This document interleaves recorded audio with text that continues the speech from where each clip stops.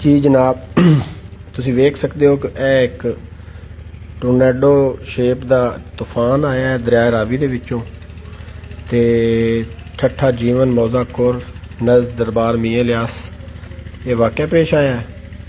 ते बारिश के दौरान तूफान जहा घर नूं पिया है ते घर जिहड़े ने उन्हां दी छत्तां ते जानवर मार गए ने ते उत्थों प्लेटां वगैरह उड्डियां ने और वो कुछ सुनने च आया कि एक औरत नूं भी लगी, उनकी बाजू टुट गई है ते जानवर काफ़ी ज़्यादा जख्मी होए ने।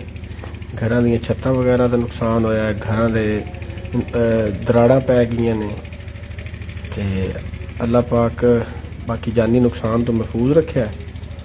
लेकिन असल गल है कि इत्थे किसी बंदे ने आन के हाले तक कोई इमदादी कार्रवाई इस तरह का कोई वाकया अपने मदद आपके तहत लोग बेचारे आपके जानवरों के ट्रीटमेंट कर रहे हैं, आपके तौर पर जा रहे हैं, जाके ते ट्रीटमेंट करवाई उन्होंने हॉस्पिटल के विचों बीबी दी भी जिन्होंने सट लगी उसकी बाजू टुट गई सी।